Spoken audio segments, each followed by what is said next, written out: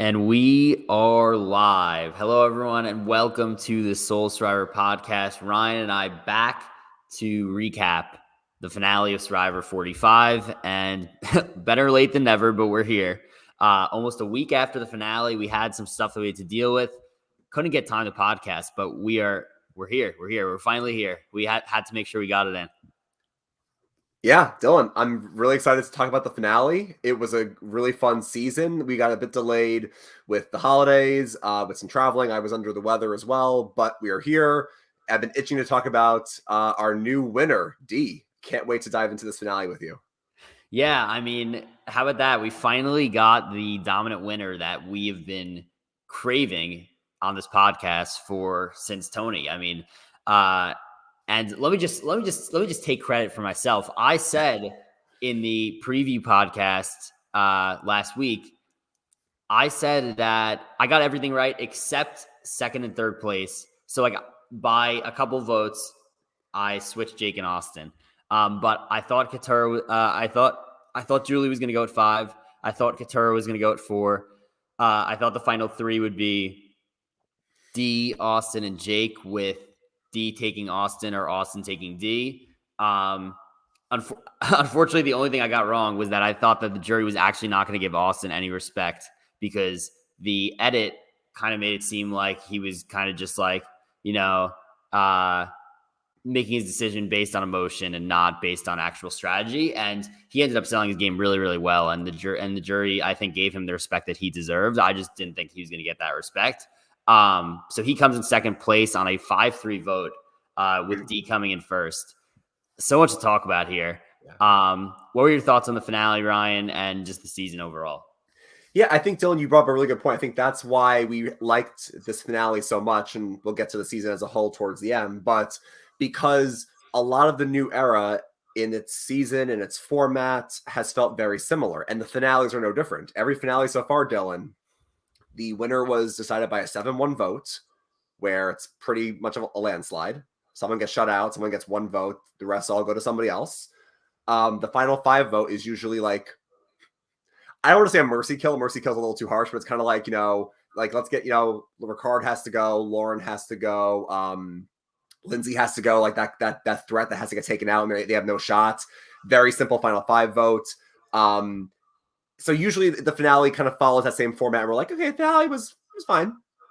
But this finale, Dylan, to have a 5-3 vote where D narrowly beats Austin, and we were sitting there like, is Jeff about to announce a tie, and Jake's going to have to decide the winner? And then you look at the final 5 vote, and that was can't wait to break this down with you, a 2-1-1-1 vote, miraculous. So I think that's why this was such a great finale, Dylan, because it kind of shook off the expectations we had from the last 4, and this felt very fresh and fun. Yeah, it was awesome. I enjoyed this finale a lot. I've been very vocal about enjoying the season a lot, and the season got the ending that I hoped it would.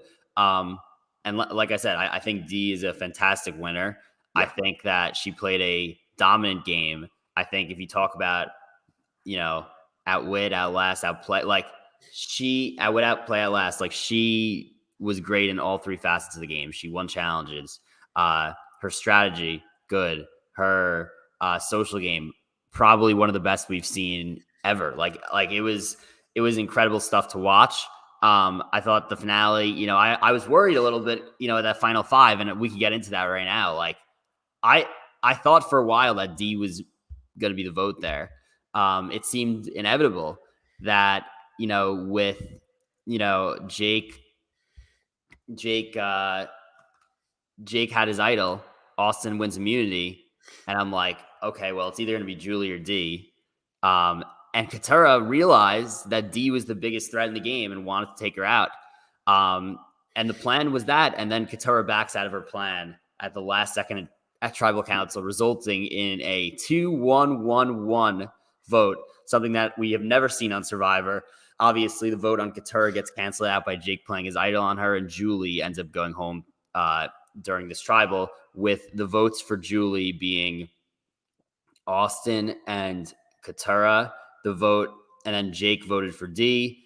D voted for Katurah, and Julie voted for Jake. So absolute wacky tribal council. And I mean, people were saying it was messy. It was absolutely messy. It was anything we could have hoped for a final five vote. I mean, it was unbelievable. I see a lot of people that were, mad on Reddit or mad on Twitter that Qatar backed out of this plan to take out D and we're not happy about this vote. I think like this is the beauty of Survivor, right? Is like, this is the ultimate test of, could you get on the same, could the Bellows finally get on the same page? And they couldn't. Like, I think if you listen to, what Qatar said on the show and everything post game, like Qatar said she just could not trust Jake. She did not feel comfortable trusting Jake. As a result, this ends up happening and she votes Julie because she thinks she's going to save herself by doing so. Just a wild vote. And I'm excited to break this one down further. Yeah, I mean, I think this was the culmination of the Bellows story. It really was a metaphor. Like, they could just never get on the same page. And if they were able to get on the same page, this whole game could have looked different. The two inflection points for me are if at the swap tribal council, if Drew goes over Brando, the game looks a lot different. And if Kelly doesn't get blindsided at the final 10 and the Bellows are able to get on the same page and vote out Ariba, the game also looks different. And like a lot of people are saying, Kelly probably crushes the end game. So those were the 2 points where Bellows completely just lost the plot. And this was the summary of that storyline that Jake and Katurah can't get on the same page. I will admit, because of the holidays and everything else going on, I haven't gotten to go through all the post-game press. I plan to do that this week. I've gotten through like some of the highlights, but my understanding is Katurah has said something that Dee said at Tribal Council that wasn't shown is one of the things that made her kind of flip her votes. Obviously, she also flipped her vote because she couldn't fully trust Jake and that she wanted Jake to vote for Dee, but she didn't know if Jake was really telling her the truth. He kind of wasn't because he did vote for Dee, but he didn't tell her he was going to play his idol on her. Right. But that was one reason why she wanted to flip her vote, but also it's because she says, and what we didn't see, Dee says something like, I know who's going home tonight, and she's very sad, and that may have spooked Katurah a bit and caused her to flip her vote. Again, when I listen to the press, post-game press, I want to see what Katurah also explains there as well, but it's clear to me she was trying to do a little bit of what Devin Pinto did in Triple H, where in her mind, it's like, if all the votes go onto one person, a stray vote can kind of send me out with the idol. So she threw a vote onto Julie to save herself. Clearly, she didn't know that Austin was going to be voting for Julie as well, and Julie gets sent home. I think when we talk about Dee towards and throughout this podcast, we're going to say Dee played a great game. Dylan D was never in danger.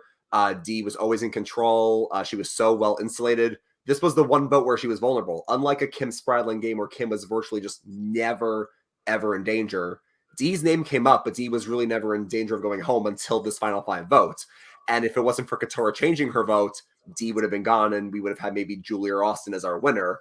So I get, Dylan, why Katurah flipped her vote to protect against the idol because she didn't know if Julie was going to whip one out or whatnot. But clearly, she's even said in hindsight, both on the show and off the show, if I didn't flip my vote, we would have taken out Dee there, a big threat, and maybe this would have looked different. Yeah, I think it's definitely interesting, and she's getting a lot of hate for making this move, and of course, like it was a bad move, but also like that was a crazy vote. Like I think it's hard to imagine what you would do in that situation. What I will say is, if you were in Katurah's spot, like if I was in Katurah's spot, I would hope that I would be willing to make that big swing given my standing in the game, right? So like if she goes out at 5. If she goes out at 5 there, but is making a huge swing like that at D, then it's like, all right, you went out swinging. If you're just going to like save yourself, then, like you're just surviving and advancing without actually making really a big move. So yeah. And the other thing I'll say is I'm seeing people say like D's win like less dominant for this vote. And the answer is no, in my opinion, because one, what it proves to me is that she simply had a better social game than everybody else out there, right? And what I mean by that is the bond between Julie, Austin, and Dee was so strong that Katurah was worried that the plan was not going to work. Katurah also could not trust Jake, so their social game was just simply not as strong. Like they couldn't get on the same page. So that's kind of how I think of it, right? Like if you have a good social game, like lucky stuff like this is going to happen to you. And again, like I know a lot of people have been saying this, like every Survivor winner has had some sort of luck happen to them. Like it is what it is. So yeah, Doesn't take away from D's dominant game, but yeah, this was an absolutely wild vote. And Austin, even in post-game press, has said that he was planning on voting Katurah, and at the last second, kind of switched his vote to Julie, because the last two votes before that he had voted Julie, and he said he felt bad about it, but he felt like there was an excuse to making that vote because he could like hide behind Drew and say it was like Drew's idea to vote Julie, so I was kind of following that. But here he was like, there's no Drew in the game, so I felt very, very guilty voting Mama J out, right? But then at the last second, he said to himself, this is like the move I need to make in order to give myself the best chance to win. And he like kind of removed the emotion part of it. So that's interesting as well, that he kind of at the last second switched his votes. So it's just an absolutely crazy, crazy Final Five vote. One that maybe one of the craziest in Survivor history. Oh, absolutely. This was a very fun Final Five vote. And by the way, even more evidence why I wish fire making would go away and we could have a Final Four vote. Because imagine Final Four vote has a lot of craziness too. Julie's out there, and then you never know who gets voted out at Final Four. Right. Maybe Austin and D vote together against Jake and Katurah, 2-2 tie, or to go even more bellow, Jake and Katurah split their votes at the Final Four as well. So like you never really know what could happen if there was a Final Four vote. But you're right. This Final Five vote was very exciting and fun. And that's why on paper, it's clear that Katurah should have voted out D. And I think if you go results oriented, she should have voted out D. But you're right. You never really know what's going to happen because, to your point, Austin says last minute, I changed my vote from Katurah to Julie. Obviously, Jake still plays the idol, negates Katurah's 2 votes. And then we actually have then a 1-1-1 between Jake, D, and Julie, who goes out there. If it's D, Julie, and Jake with 1 vote, and the only votes are still Austin and Katurah, that Dylan, could we go to rocks then? Because imagine if in that scenario Austin keeps his vote on Katurah, those 2 votes get canceled. D, Julie, and Jake each get 1 vote. Austin and Katurah have to vote. Austin's not voting for D. Austin probably still votes for Julie there, and Katurah probably then says, oh, shoot, I messed up. I should vote for D. We could have had a tie there as well. So that's why I can't blame Katurah, because you don't really know what could have happened. And the biggest reason of all is that she had no way of knowing that Jake was going to play his idol on her. If Jake could have just said to her, I'm going to save you with the idol, maybe that could have been different. But in the end, she should have voted out D, but I cannot like fully blame her for like why she decided to flip her vote. And one more aspect of this I want to talk about is Jake obviously had this idol. We knew about it coming in. We knew it was going to play a big factor in this Final Five vote. So first of all, Austin wins the immunity challenge. And, again, we could get into absolutely classic Survivor challenge here. Austin did a great job of, kicking down the puzzle, of course. Jake, tough scene, leaving the piece on the table. Of course, Jeff has to call it out, walk over the piece and point and be like, see this right here? that was cruel. That was cruel. But yeah, bottom line is Austin does a great thing by bringing Jake to Sanctuary. I thought that was a really underrated move, and it honestly didn't get talked about a lot, but like I was cringing because I thought that he was going to take D, and he ends up taking Jake, which was genius because you basically remove he didn't know about the idol yet, but you basically leave D at camp and Julie at camp, and you remove the possibility of a move being made against you while you're on reward. So that was a great move. But as soon as they get to the Sanctuary, where good things happen, Jake, takes out his idol, is like, hey, I got this. Let's go for Julie. And then they get back to camp, and of course, Austin tells D, Jake tells Katurah, and all of a sudden everybody knows about the idol. Word spreads to Julie. So my question here for you is, what was Jake trying to accomplish here by telling everybody about the idol? And do you think this was the right move, or should he have kept it completely quiet? Again, in hindsight, I think he should have kept it quiet because imagine it's kept quiet. Everybody probably says, you know what, we've been trying to get Jake out for weeks now. Let's just vote Jake out. Everybody votes for him. Katurah, I mean, although she could have, I guess, voted for D anyway. Jake pulls out the idol and negates all the Reba votes, and then D probably goes home there. So he doesn't say anything. Obviously, in this new era, people have to share absolutely everything.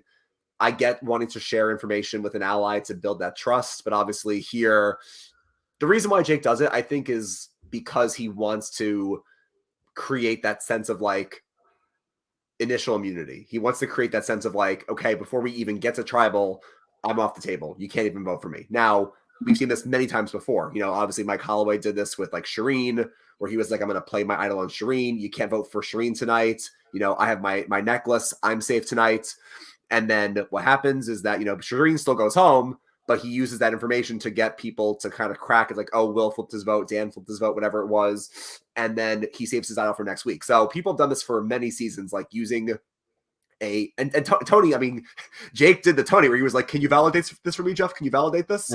Like creating that initial sense of immunity where you can't touch me and then you can bluff. So I see what Jake was trying to do. I just think if he wanted to get D out there to give himself and also for Katurah any chance of beating D, Julie, or Austin, I really feel like he should have just kept it quiet. But he was trying to create that shield where like you can't even touch me. I think in his mind he was maybe trying to like steer the votes on Katurah and then play his idol on her and get the move. So I kind of understand from that aspect. Now in terms of like Katurah kept saying like Jake didn't tell me he was going to play his idol on me. Well, like yeah, obviously like Jake should not have told Katurah that he was going to play his idol on her, because then you really open up the possibility to giving your idol away and getting blindsided with it. So that you cannot do. So I don't fault Jake for that. But yeah, I just thought it was interesting that he came back and told anyone, yet not surprising given the new era. All right. Yeah. Only thing we're really missing here at this final 5 voter before is JT Gabler Denise. That was pretty funny. So shout out Jake, by the way.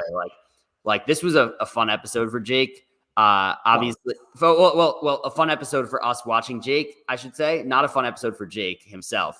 I thought for a guy that kept Charlie Browning the entire season, swinging and missing, gets the advantage, leaves a piece on the table, breaks the Final Four challenge, where Jeff has to call him out and disqualify him because he breaks the challenge because he's frustrated. Like, for this guy to just swing and miss so many times, not give up, and then win Final Four fire to get into the Final 3, like that was an awesome moment to see him make fire to get in. So I enjoyed watching like the conclusion of Jake's arc. Like I said, not the best episode, not the most fun episode for Jake himself, but for me, it was fun watching it because that was the perfect send off for Jake, in my opinion. Like, I think that was, I would much rather see a GOAT like Jake than like somebody just getting dragged to the end. Like, this is a guy who had to scratch and claw his way to the Final 3 the entire season. And we basically saw it. Great character. Hope to see him play again. But yeah, where I went off on a complete tangent there, but Jake, man. Yeah, so I mean, look, D's the winner, and I'm very happy that D won. But I feel like everyone's been saying this was like Jake's finale. Like Jake was the main character of this finale, so much so that I was texting you and other people, and I was like, Jake's not going to win. At least I'm pretty sure he's not going to win because it should be D, and if not D, then Julie or Austin. I'm like, but Jake's getting a lot of visibility for someone who is perceived to be the Final 3 GOAT. Even Owen, who had the same Charlie Brown edit, was not getting this much visibility in the finale. I feel like Cassidy got a lot in the finale. Obviously, Jesse got a lot in the finale, even like Carla before she got voted out. But like I was saying, this is Jake's finale. His idol play, which didn't end up working, him breaking the challenge, which we will get to very shortly, him, like you said, concluding his arc of never being able to succeed at anything in the game to finally succeeding in something and winning fire, but he can't win. This really, again, was Jake's episode, and I thought this was a really fun conclusion for a really fun character. I don't know if we'll ever see Jake again. I think he is a very rootable, lovable underdog, and I think the audience really kind of connected with him. So I think he really had like you said, it wasn't the most fun probably for him to experience, but for us watching, it was kind of a very fun conclusion to his story, and it was really fun to see Jake out there. Yeah, and like you said, based on the first 20, 30 minutes, even more of this episode, I was thinking that this could be a Jake or Katurah win. And I was nervous, I should say, because I wanted D to win and I was rooting for that. And I was like, is this really going to be a Jake or Katara win? Like, is this going to be another Gabler type out of nowhere type thing? And I thought it was maybe going to be. And then as soon as they foreshadowed it so nicely when they were like, Katara was like, if we don't make this move on D right now, she's going to win Final Four immunity. And she's going to end up, winning the game. And that's exactly what happened. Like as soon as they did not get D out when they had the chance at Final Four, I was like, it's locked up. Like it's locked up. She's gonna win the season. And then especially to take that another step further, once I saw the final immunity challenge, I was like, this is the most D challenge ever. She's gonna win this one. And it was. I mean, Dylan, this was, it didn't have like the little mechanism, but this was literally the same challenge that Kim Spradlin won with the little discs and maneuvering the discs. Granted, she had to move it up like a structure versus go through that trap maze thing. Right. But like, you're right. Once Dee didn't get voted out, I'm like, the only way Dee doesn't win is if she gets taken out in fire. And then to your point, you see the challenge like, oh, this has D written all over it. And then the minute D won, and I thought this was a great finale, Dylan. I will agree with you. Once we hit like 9:00 Eastern, and D won the Final Four challenge, I'm like, okay, D won the game. Like I can just basically stop. Like D already won the finale. So it was a cool challenge. Like I not the actual challenge itself, but I think like the way it played out, like D winning it plus Jake breaking it was pretty funny. And like I always love, one of the things I always love to see is like the emotion people show when they win the Final Four immunity challenge. Like you don't even imagine what that must feel like. And for D, it was like she literally started crying like when she was putting the last disc on. Like she knew she won the game basically at that point, that was awesome to see. And then just to talk about like, if we move on to obviously D's decision to take Austin with her, I think we all knew we all knew that Austin was going to take D or D was going to take Austin. Obviously they had like a final two promise to each other, but also like Katara seemed to be perceived as maybe a little bit more threatening than we expected by Austin and D.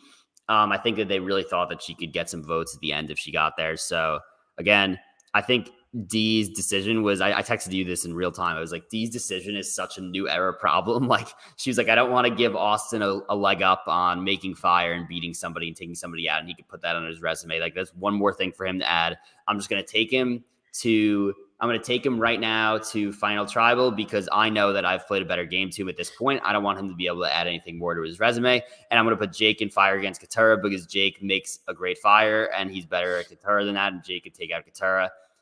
And it was so funny. Thank God that she didn't I'm so happy that we finally got somebody that was like, not a chance I'm going to fire. I'm not even considering it.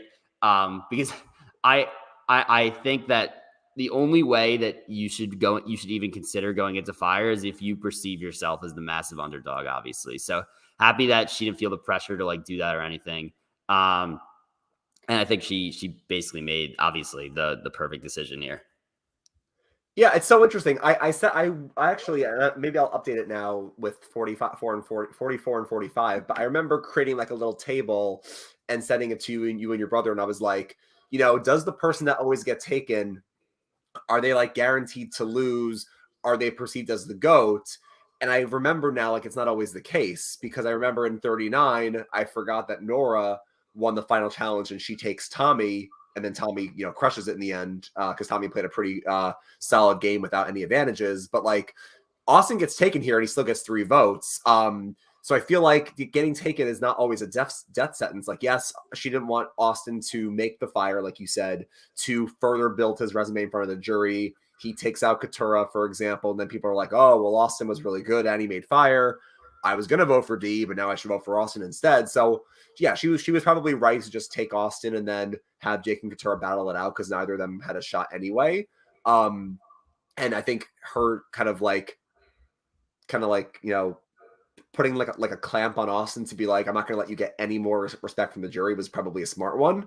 But like, obviously it wasn't a death sentence as a GOAT because Austin still got 3 votes and almost took it. So I think if you look at fire making from 35 until now, so we have 10 seasons of data, Dylan, I think you can't really predict fire making because it's obviously so crazy and random. But I would say from my knowledge, we have a pretty even spread of people who like have excuse me, people who have, won the fire making challenge, like Gabler, and won the game. People who have been brought, like Tommy, and who have won. And then you have people who win the final four fire making or final four challenge, and they win the game.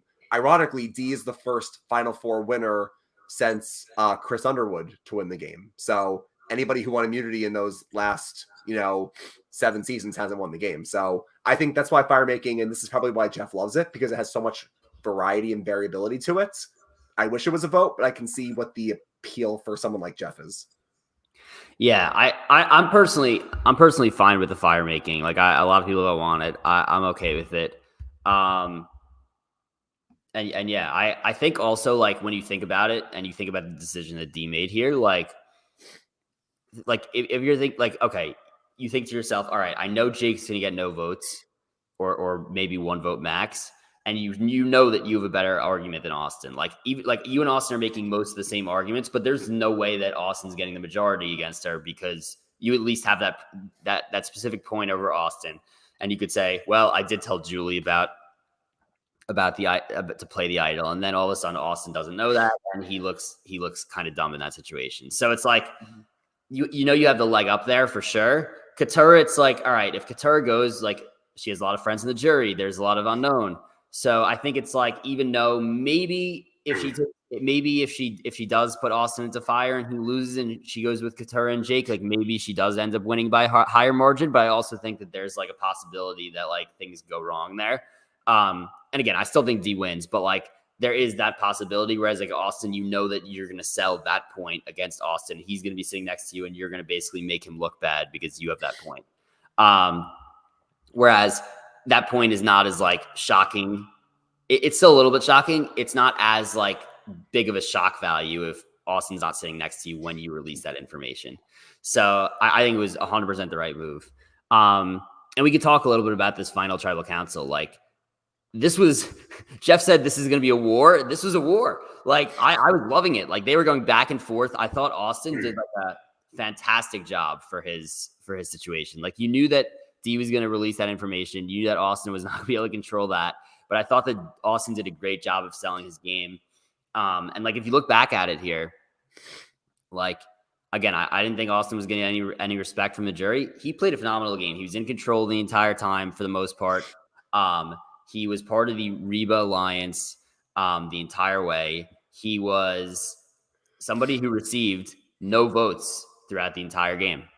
So that was, I think, extremely impressive for a guy that comes on and you extremely perceive him as being the challenge threat, the guy who is going to kind of dominate or be a big threat, and he ends up getting no votes. So I thought he sold his game pretty well. I thought he played off the fact that he used 2 idols wrong well. I thought he sold it from a direction of like, well, I didn't even need the idols to get here. Like, I screwed up the idol plays and it didn't matter.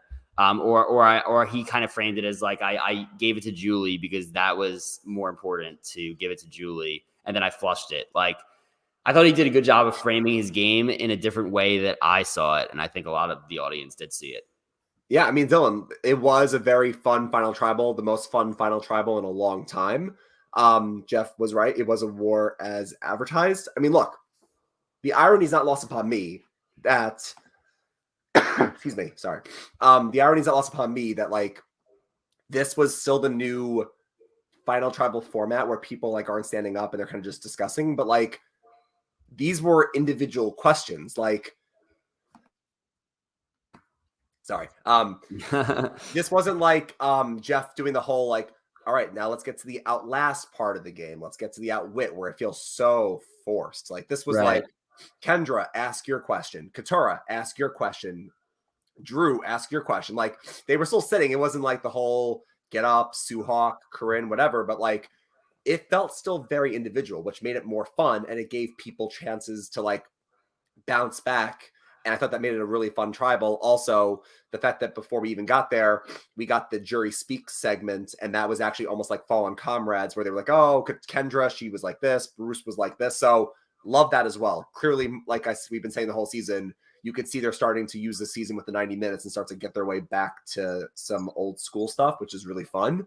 But you're right, Dylan. It was a war in the sense that like the perfect example. Like Austin tries to own his game and say, and obviously the cherry on top that you mentioned was like her revealing the whole Julie information that Austin didn't know, and that kind of sealed the win for her. But like Austin's like, look, D played a great game. She was trying to do like a Sandra, anybody but me, which D took offense to, and I'm glad D pushed back on it.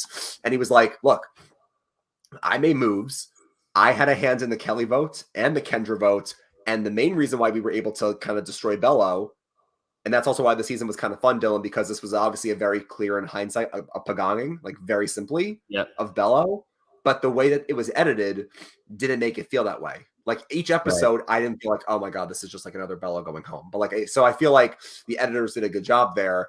But to this point, Austin says we were able to dominate Bello as well because I was able to bring in Emily from the Swap Tribe. That gave us an extra number. So I had a lot to do with our success. And then D goes, sure, but I had to bring in Katurah. And we've seen many times in this post-merge, Dylan, Katurah brings information back to D. Like Kendra says to Katurah, D's got to go. Katurah runs back to D and says, oh, D, Kendra saying your name. You see Jake say to Katurah last week, we're voting for Drew. And Katurah's like, I'm not going to say anything. And then you see that scene where like she's jumping up and down with D, like, oh, we're going to vote Drew out. So D's like, no. I also brought in Katurah, who gave us information. And I was the one who led the Kendra vote. Anybody coming against me went home. So I thought D did a great job at owning her game there as well. Yeah, I think she did a great job. I think, we kind of saw it edited as like bringing Emily was the big move, but like also like bringing in Katurah was equally as big of a move for D. And I thought that the fact that she like brought that up was good. And yeah, I think this was just in general a really awesome final tribal council and did feel more old school and less like forced. One sec, I'm just plugging in my computer here. I gotta make sure this thing doesn't die on me. No, you're good. No worries. But yeah, like you said, fun final tribal. Yeah. We're good. Okay. Yeah, I really like this final tribal council. Hilarious moment with D and Bruce. Bruce, who by the way was completely silent at tribal council, we did not get anything from him. Ends up voting for Austin. D yells at Bruce during the final tribal council and says, you should have played it. You should have played your idol. And then everyone laughs. And then he has like a straight face and like is not amused by it. So I don't think that's the reason he voted Austin. I think he already had his mind made up, but that was pretty funny. And not the smartest thing I've ever seen by D, but it's funny how she spoke about that in her post game press. She was like, I don't know like what made me do that, but it was probably really dumb in hindsight. But like my intrusive thoughts won. I did see that in the post press. She was like, I tried to play this game very smart. Like some of the things that I would say in real life, I would try to like dial that back and not say it in the game. Clearly, she said in the post game press, like clearly this kind of slipped out. Like I would have said that in real life to my friends, like, hey, dummy, you should have done this. And I think you're also right where Bruce was probably already going to vote Austin, but that kind of just like locked it in no matter what. To get to these votes still, and speaking of Bruce's vote, let me know if you saw anything in the post game press, because I saw D mention this, and I think Austin mentioned this as well. The 5-3 decision wasn't super shocking to me. I didn't think it was going to be 7-1 like the others. I thought maybe it was going to be like 6-2. Mm-hmm. So look, Drew was always going to vote Austin. They were boys, JT, Steven. I never had any doubt Drew was voting Austin. Bruce, I could have seen him voting for Austin. I think they had a couple conversations on the show, and I could see Bruce voting for him.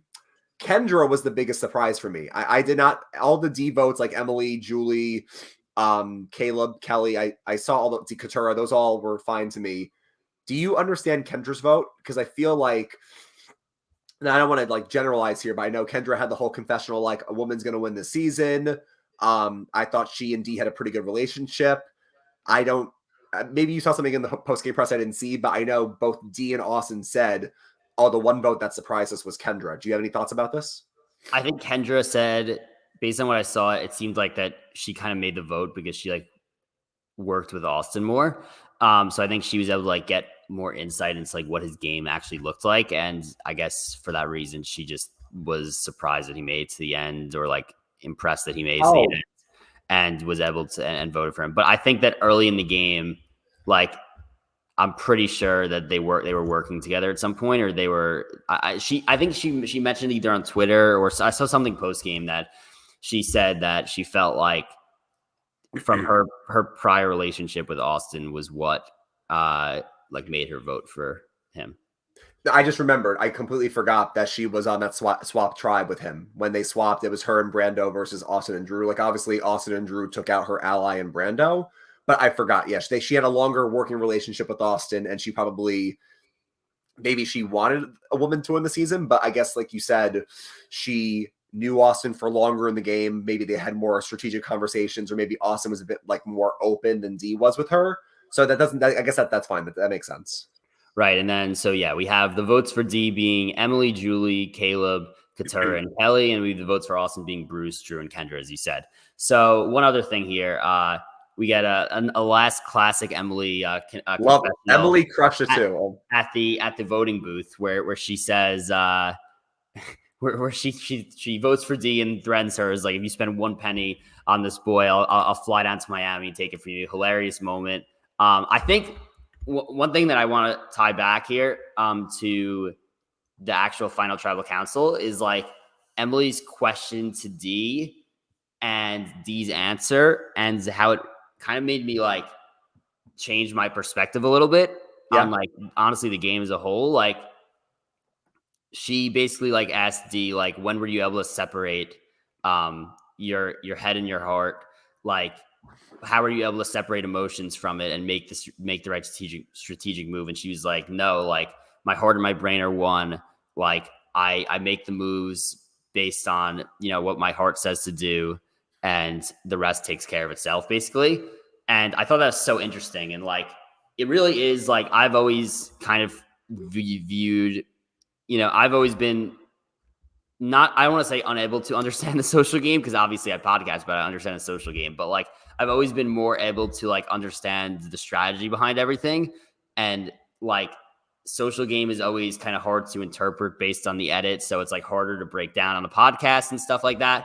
But like, this was just like so clear, and such like a clear breakdown of why social game matters so much. How Dee was able to play such a great social game. Like, it just like, I think that Survivor, after all these years, finally figured out, and it's probably the 90 minutes that helps a lot, but they finally like were able to like edit a dominant social game and show exactly what that looks like.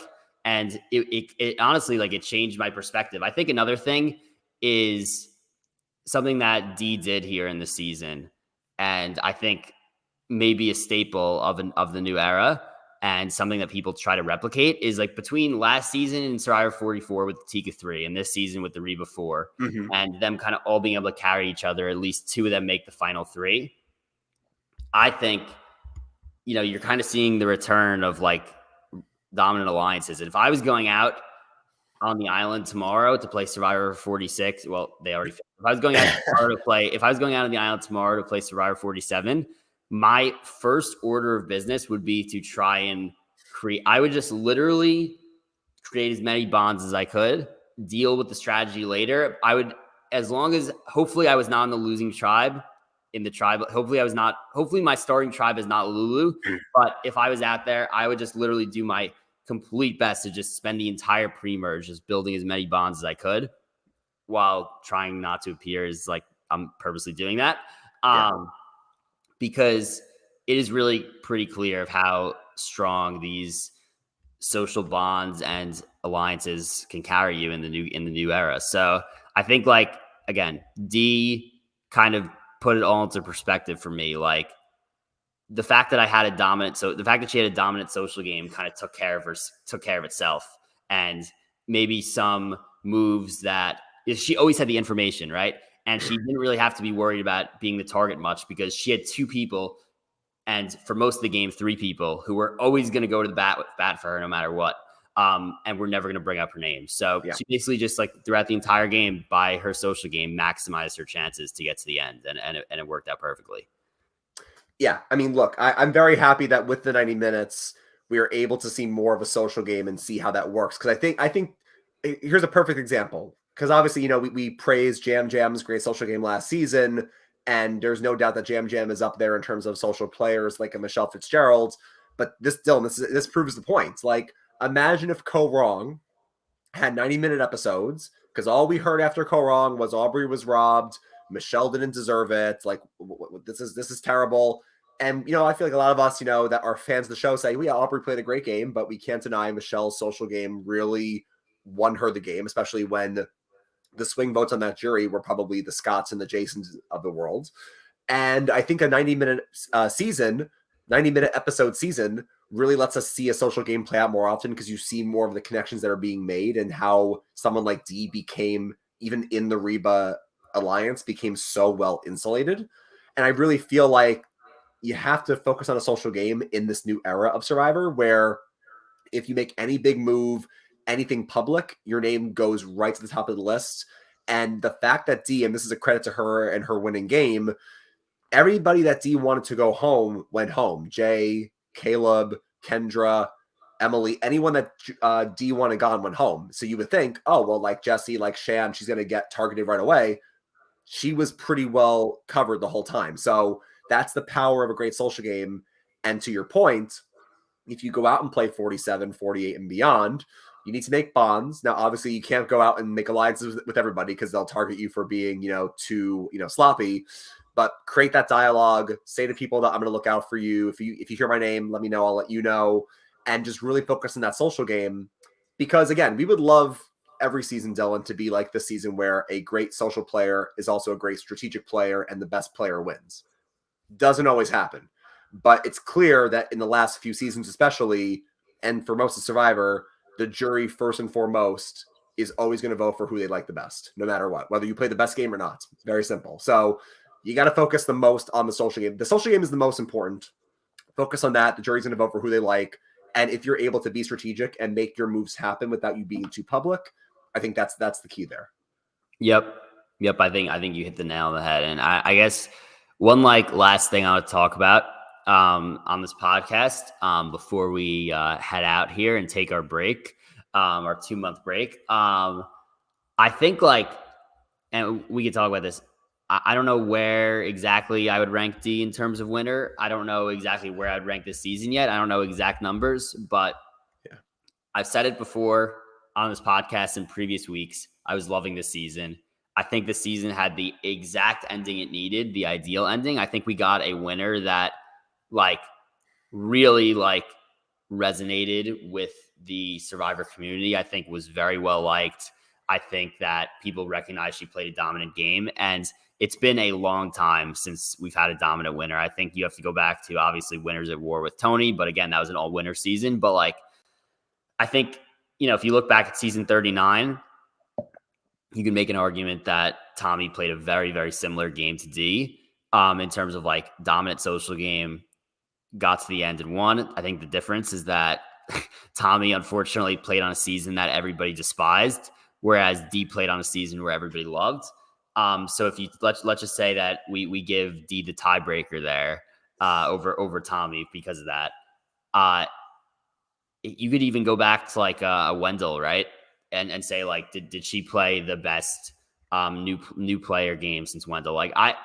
She played a great game. Bottom line that I was going to get to with this point is I think that when people look back at the season in 5 years from now, it's probably going to be a season that had a massive, massive impact on the new era going forward. I think we're getting a lot of returnees from this season, a lot. I would not be surprised to see 6 or 7 eventually come back. Again, I don't know. It all depends on how many new return, how many new seasons and how many returnee seasons they actually want to do. But I could see Dee coming back in the future. I could see Austin coming back in the future. I could see Jake coming back in the future. I could see Emily coming back in the future if she changes her mind and actually wants to come back. I could see Caleb coming back in the future. I could see Kelly coming back in the future. There's so many players on this season. And did I leave anybody out? I may have. I don't know. But I could see so many players I could see Drew coming back even, right? Jeff absolutely loved his literary references, his confessionals. Survivor loved him. They threw him in so many confessionals. He's a major narrator. I could see so many players from this season coming back. So I think that this season is going to age really well. I think it's going to have a big impact on the new era for future returnee seasons, for how people play. And And I know right now, if you look at, I believe Dalton Ross updated his season rankings, and I believe he had this ranked 20, I believe, as like the top new era season by one over season 44, which he had at 21. I think it's higher than that. I probably think that this is a top probably 15 season. And I think it's going to age really well. So I just wanted to say, like, shout out to Survivor 45. I think it was awesome, and I really, really enjoyed it a lot.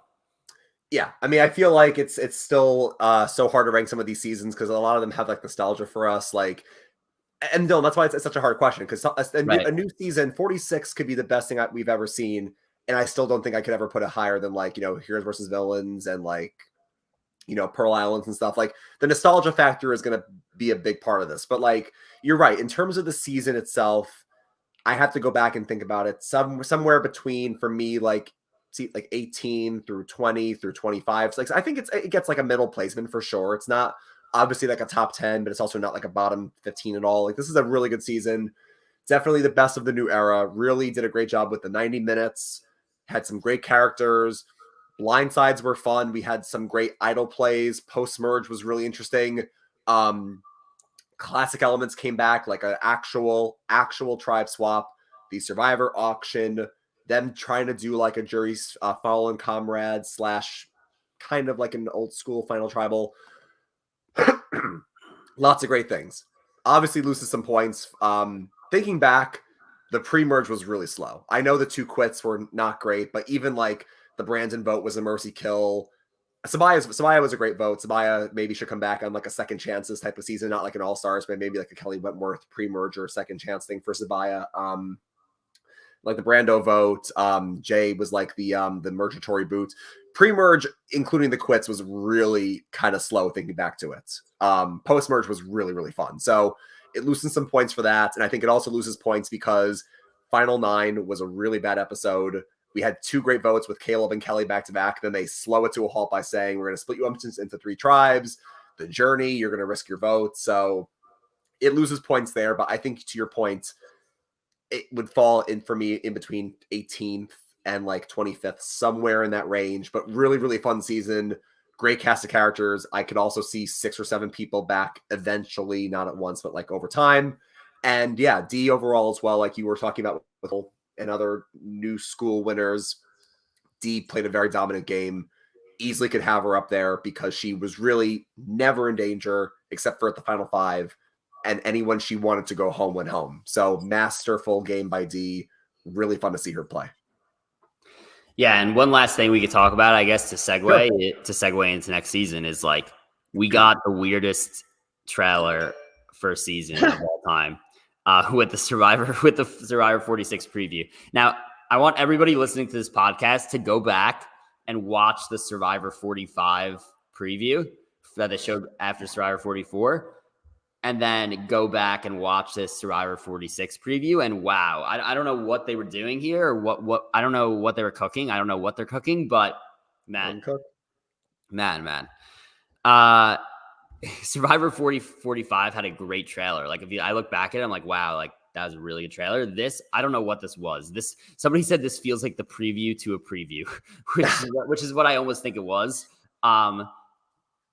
They kind of just showed audition tapes and not like actual like stuff on the not an actual like preview of it. So that was a little bit interesting. We see like all these people in like their homes or like at work in their audition tapes. We don't actually see them like on Survivor except for the guy who was yelling like, "Oh, it's a buff." So that should be fun. But yeah, I don't know what to think about this. Here's one thing I will say. I feel I almost feel bad for Survivor 46 because it is going to be very hard to follow up the season that we just had, in my opinion. So I think like coming off like a season that pretty much universally seems like pretty loved. Cast seems pretty loved. Winner, people love. Like Survivor 46. They have big shoes to fill, so we're gonna have to see what happens. Dylan, I mean, listen, you're right. You never know. I mean, that's a very clear syndrome that you have a great season and the next one doesn't match up, and it's sad. Like Heroes versus Villains, and you have Nicaragua. You have Winners at War, then you have 41. But sometimes it works out. Cambodia was great, but X Right. was co-wrong. So Right. you never know. 46 obviously has big shoes to fill, but if they're going, and this is a great segue as well before we wrap up, if they take things from 45, they can make this a fun season too. Because what do we know? What we know so far about 46 is that it's also 90-minute episodes. Mm-hmm. The first 2 episodes are actually 2 hours each. So the premiere is 2 hours. Episode 2, excuse me, is also 2 hours. The rest of the season's all 90 minutes, except for the finale. But Jeff didn't know that when they were filming. Jeff knew because of the strike with 45, you're going to have 90-minute episodes go wild. Jeff found out after filming 46, because they do them back to back, Right. you're going to have 90 minutes. So now they can use some of the editing tricks to really make it a great season. Because, Dylan, we always see them film back-to-back seasons. They take things from one season to the next, like the phrases, like the beads, or like changing up the advantages stuff. They could bring back the tribe swap again. So that'd be great. Bring back the tribe swap. And I think the tribe swap would also be fun, Dylan, because in this season, it was a swap, but like all the Bellows got swapped together, all the Rebas got swapped together other than one tribe. So I would love a really fun tribe swap where everybody gets scattered. Right. And then they could bring the auction back too. So if they use what they did in 45 for 46, you're right. They have big shoes to fill. But I think if they take some of it, they can really hopefully make it a great season because they did film back to back. Yeah, I agree. So that premieres, I believe it's February 28th, I think. So we got like 2 months until then. We'll let you know if we're doing any off-season content. If not, then we will be back that Wednesday. Or I want to say that Wednesday. The cast preview. We'll be back for the cast preview, right? So one of these nights, I assume, based on what we've seen recently, the cast preview and vote videos will probably drop on February, probably February 7th around, like 3 weeks before. So if the season premieres February 28th, then 3 weeks before would be February 7th. Or it could be, even like January 31st, potentially. So we'll see what happens. We will talk casts soon enough. And until then, got nothing for you. Until then, yeah. That's a wrap on 45. Thank you, everybody, for, as always, watching with us. I say this after every season, but always fun to podcast with you, Dylan. Always fun to interact with the audience. And it just is a fun thing to talk with the Survivor community about. So very happy to be a part of it. Yes, for sure, Ryan. Thank you for another great season of podcasting. Thank you to everybody who listened, and we will see you for Survivor 46. For the last time for 45, grab your torches and head back to camp. Good night.